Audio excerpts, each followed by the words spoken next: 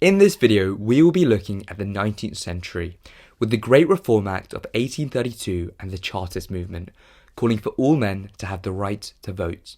As always, we need to start with a bit of background knowledge, but of 19th century Britain. You may know Britain was going through a crazy time called the Industrial Revolution, where society was radically changing as people moved from the countryside into growing industrial towns and cities, working in factories instead of farming. The population exploded from around 16 million in 1801 to 41 million by 1901. By the middle of the century, Britain became the first country in history where more people lived in the towns and cities than in the countryside. But life in these new industrial cities was extremely tough, and a new urban working class began to form. Many believed that if ordinary working men could vote, they would elect politicians who would fight for them and pass laws to improve their working and living conditions. Now, just stepping back for a second, if we remember after the Civil War of the 17th century, it was clear now that Parliament was above the king. Now, the big question would be, who should be represented in Parliament? For the vast majority of people in Britain, the answer was, not you.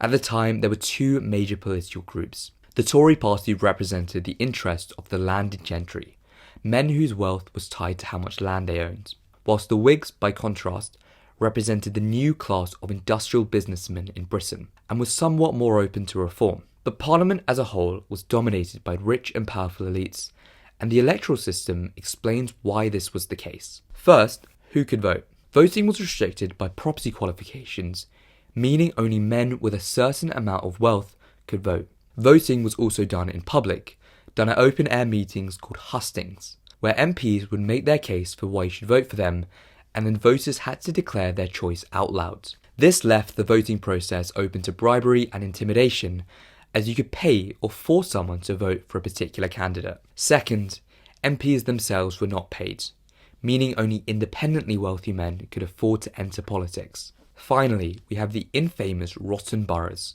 and this is actually quite a tricky concept to get your head around. Just like today, people will vote for their MP to represent their local area called a constituency.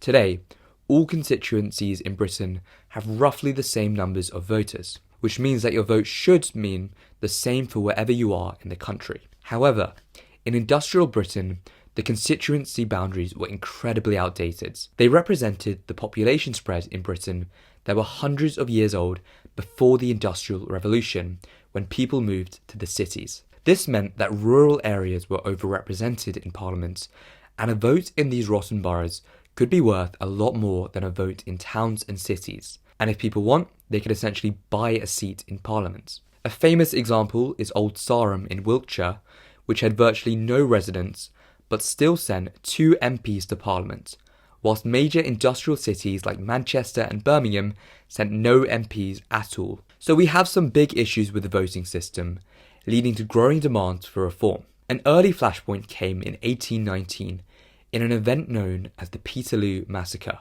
On the 16th of August, around 100,000 men, women and children gathered in St. Peter's Field, Manchester, to listen to the radical speaker Henry Hunt. They were there to hear Hunt talk about the need for electoral reform. But the size of the masses started to alarm local government officials, who called the local militia to disperse the crowds.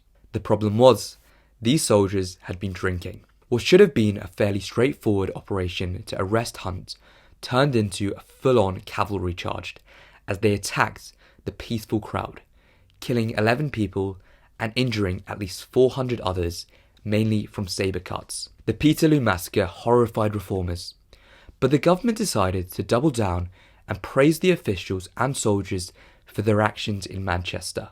They imprisoned Hunt and passed the 6 Acts, which banned public meetings of more than 50 people and restricted what could be published. It showed that the government would not give in to demands for reform. But pressure for reform did not go away. The 1820s and early 1830s saw riots and unrest, especially in cities like Bristol and Nottingham. There was a fear of revolution in the air, and with the memories of the French Revolution still haunting Europe, the government decided that limited and managed reform was the safest option to end the unrest. This led to the Great Reform Act of 1832. The Great Reform Act of 1832 did a few different things. First of all, it lowered the property qualifications for voting, and that meant an additional 650,000 people could vote, from 1 in 12 men to 1 in 6 men in Britain. They also tried to solve the Rotten Borough issue, as seats were created for MPs in new industrial towns and 56 rotten boroughs were disenfranchised. The Great Reform Act was meant to be a landmark in British history for political rights. However, it did not go down so well. In fact, political agitation actually increased rather than decreased after the Reform Act. By lowering the property qualifications, doubled the amount of people could vote. But this was almost all exclusively from the middle class, whilst the working class still did not have the right to vote. To many people, the Great Reform Act was a major disappointment, and in the late 1830s and throughout the 1840s, a group called the Chartists emerged, demanding something called universal male suffrage. And that is really just a fancy way of saying they wanted all men in Britain to have the right to vote. This movement was called Chartism, and it was absolutely massive. One of their rallies in Glasgow in 1838 managed to gather 150,000 people. With the age of the railway in Britain, information could be passed around the country with Chartist newspapers, subscriptions and local branches. Some considered the Chartists as the first modern political party. But it was not just universal male suffrage. In total, they had 6 demands laid out onto something called the People's Charter.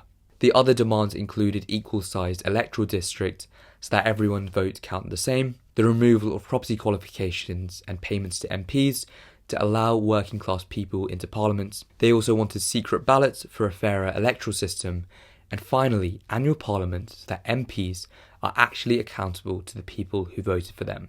These were meant to fix the major shortcomings of the British voting system. These were bold demands, and as mentioned, the Chartists won a huge amount of popular support in Britain. But the movement itself was divided. There were moral force Chartists led by William Lovett, who wanted to achieve their aims through mainly peaceful measures, staying within the law. The main tool was a national petition. The first in 1839 had 1.28 million signatures, the second in 1842 had 3.3 million, and the third in 1848 had 5.7 million.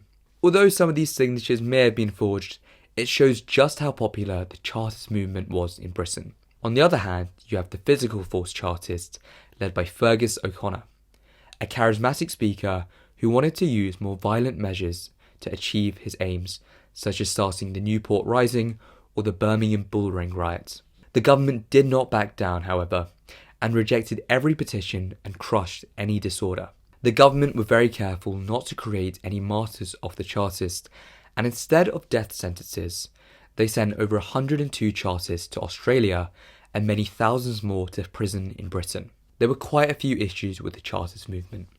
They ultimately had divided leaders with different aims and methods, whilst the government stood strong, protecting their own interests. Also, the Chartists kept spamming the petition button with no results.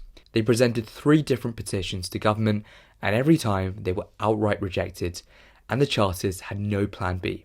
Chartism had also coincided with an economic downturn in the 1840s, because people were much more likely to be angry when they were struggling to make ends meet. But when the economy took off in the 1850s, the Chartist movement slowly died out, not achieving a single one of its aims. So ultimately, Chartism was a massive failure, right?